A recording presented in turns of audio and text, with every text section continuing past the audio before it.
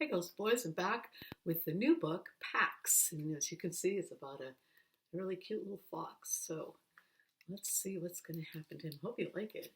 I finished it over the weekend, so I know it's good. All right. And each chapter is written from a different point of view, which is kind of cool. All right, chapter 1. The fox felt the car slow before the boy did, as he felt everything first. Through the pads of his paws, along his spine, in the sensitive whiskers at his wrists. By the vibrations, he learned also that the road had grown coarser, bumpier. He stretched up from his boy's lap and sniffed at threads of scent leaking in through the window, which told him they were now traveling in the woods.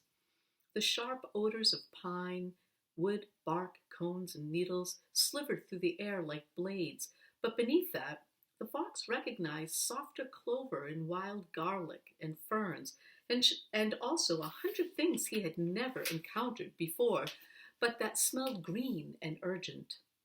The boy, the characters, we don't know his name yet, he's just referred to as the boy. The boy sensed something now, too. He pulled his pet back to him and gripped his baseball glove more tightly. The boy's anxiety surprised the fox. The few times they had traveled in the car before, the boy had been calm or even excited. The fox nudged his muzzle into the baseball glove's webbing, although he hated the smell of the leather.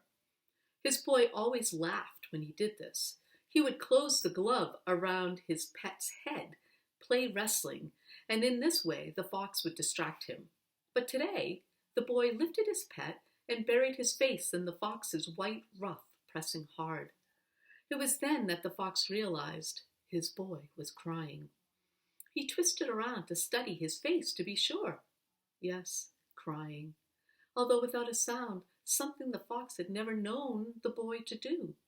The boy hadn't shed tears for a very long time, but the fox remembered always before he had cried out as if to demand that attention be paid to him, to the curious occurrence of salty water streaming from his eyes. The fox licked at the tears and then grew more confused. There was no scent of blood, so he's referring to that in the past when the boy cried, it was because he was hurt, but right now he doesn't have any scent of blood, so the fox was wondering, why is the boy crying? He squirmed out of the boy's arms to inspect his human more carefully, alarmed that he could have failed to notice an injury, although his sense of smell was never wrong. No blood, not even the underskin pooling of a bruise or the marrow leak of a cracked bone, which had happened once. I don't know what that feels like. The car pulled to the right, and the suitcase beside them shifted. By its scent, the fox knew it held the boy's clothing and the things from his room he handled most often. The photo he kept on top of his bureau and the items he hid in the bottom drawer. He pawed at a corner, hoping to pry the suitcase open enough for the boy's weak nose to smell these favored things and be comforted. But just then the car slowed again, this time to a rumbling crawl. The boy slumped forward, his head in his hands. The fox's heartbeat climbed, and the brushy hairs of his tail lifted. The charred metal scent of the father's new clothing was burning his throat. He leaped to the window and scratched at it. Sometimes at home, his boy would raise a similar glass wall if he did this. He always felt better when the glass wall was lifted. Instead, the boy pulled him down onto his lap again and spoke to his father in a begging tone. The fox had learned the meaning of many human words, and he heard him use one of them now. No. Often the no word was linked to one of the two names he knew, his own and his boy's. He listened carefully, but today it was just the no pleaded to the father over and over. The car jutted to a full stop and tilted off to the right, a cloud of dust rising beyond the window. The father reached over the seat again, and after saying something to his son in a soft voice that didn't match his hard-lie scent, he grabbed the fox by the scruff of his neck. His boy did not resist, so the fox did not resist. He hung limp and vulnerable in the man's grasp, although he was now frightened enough to nip. He would not displease us humans today. The father opened the car door and strode over gravel and patchy weeds to the edge of the woods. The boy got out and followed him. The father set the fox down, and the fox bounded out of his reach. He locked his gaze on his two humans, surprised to notice that they were nearly the same height now. The boy had grown very tall recently. The father pointed to the woods. The boy looked at his father for a long moment, his eyes streaming again, and then he dried his face with the neck of his t-shirt and nodded. He reached into his jean pocket and withdrew an old plastic soldier. It was the fox's favorite toy. The fox came to alert, ready for the familiar game that he played with the boy. His boy would throw the toy, and he would track it down, a feat the boy always seemed to find remarkable. He would retrieve the toy and wait with it in his mouth until the boy found him and took it back to toss again. And sure enough, the boy held the toy soldier aloft and then hurled it into the woods. The fox was relieved. They were only here to play a game. And that made him careless. He streaked toward the woods without looking back at his humans. If he had, he would have seen the boy wrench away from his father and cross his arms over his face, and he would have returned. Whatever his boy needed, protection, distraction, affection, he would have offered him. Instead, he set off after the toy, finding it was slightly more difficult than usual, as there were so many other, fresher odors now in the woods. But only slightly, after all, the scent of his boy was also on the toy. That scent he could find anywhere. The toy soldier lay face down at the burled root of a butternut tree, as if he had pitched himself there in despair. His rifle, the bottom of it pressed tirely against the soldier's face, was buried to the hilt in a bunch of leaves. The fox nudged the toy free, took it between his teeth, and rose on his haunches to allow his boy to find him. In the still woods, the only movements were bars of sunlight glinting the green glass through the leafy canopy. He stretched higher. There was no sign of his boy. A prickle of worry shivered up from the boy's spine. A prickle of worry shivered up the fox's spine. He dropped the toy and barked, but there was no response. He barked again and again, and was still answered by only silence. If this was a new game, he did not like it. He picked up the toy soldier and began to retrace his trail. As he loped out of the woods, a blue jay streaked in above him, shrieking. The fox froze, torn. His boy was waiting to play the game. But birds? Hours upon hours he had watched birds from his pen, quivering at the sight of them slicing the sky as recklessly as the lightning he often saw on summer evenings. The freedom of their flights always mesmerized him. The blue jay called again, deeper in the forest now, but answered by a chorus of reply. For one more moment the fox hesitated, peering into the trees for another sight of the electric blue wedge of the blue jay. And then behind him, he heard a car door slam shut, and then another.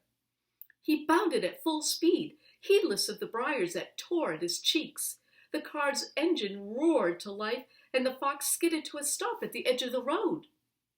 His boy rolled the window down and reached his arms out, and as the car sped away in a peltering spray of gravel, the father cried out the boy's name, "Peter!"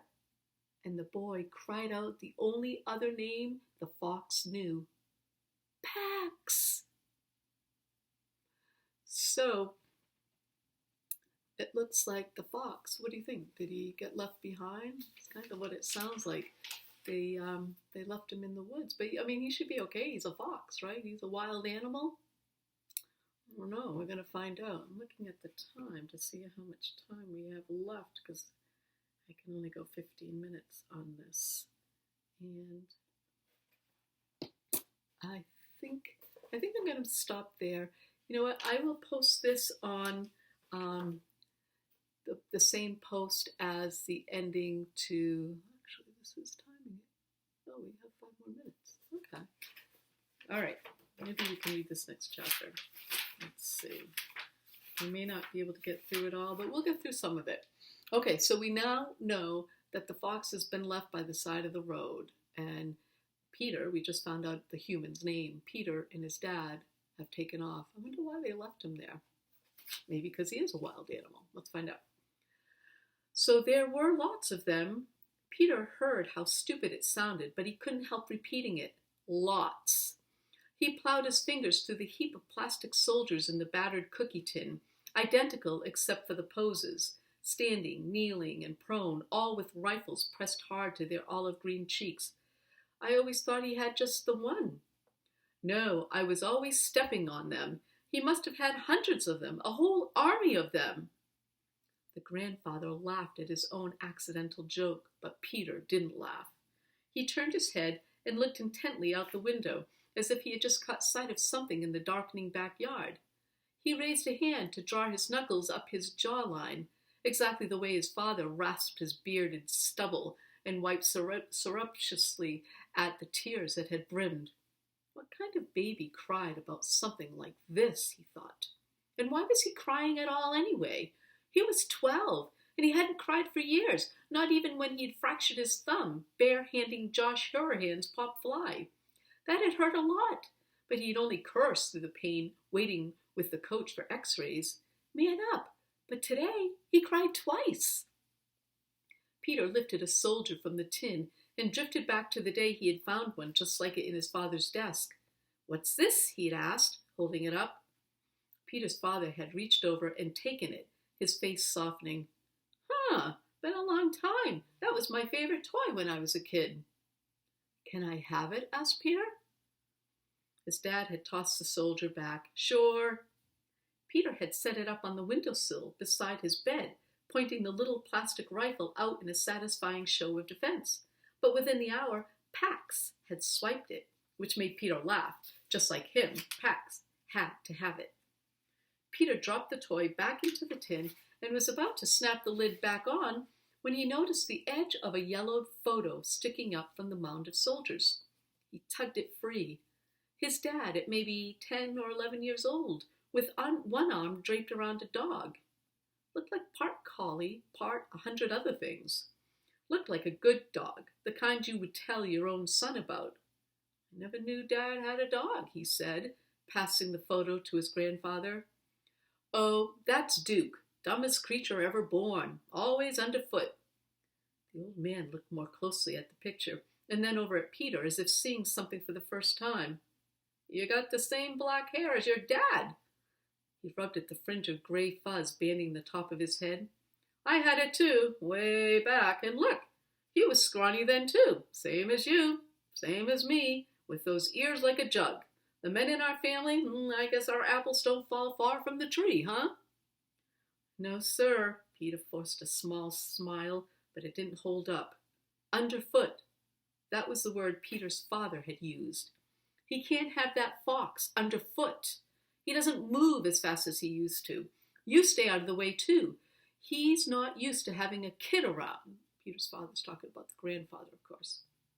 You know, war came and I went and served like my father, like your father now. Duty calls and we answer in this family. No, sir, our apples don't fall far, far from the tree. He handed back the photo. Your father and that dog. They were inseparable. I'd almost forgotten about it. So it sounds like Peter's dad is off to fight in the war. What is it with all these war stories I've been reading? Peter put the photo back into the tin and pressed the lid down tight, and then slid it under the bed where he had found it. He looked out the window again. He couldn't risk talking about pets right now. He didn't want to hear about duty, and he sure didn't want to hear any more about apples and the trees they were stuck underneath. What time does school start here? He asked, not turning around. I'm going to stop right there because we're almost out of time on the timer. So we now know that Peter is living with his grandfather now because his dad went off to fight the war. They had to get rid of Pax because Peter's dad was afraid that the grandfather would trip over the fox. So Peter's not happy about that, especially now that he finds out that his dad once had a pet. All right, I'm going to stop there. See you soon.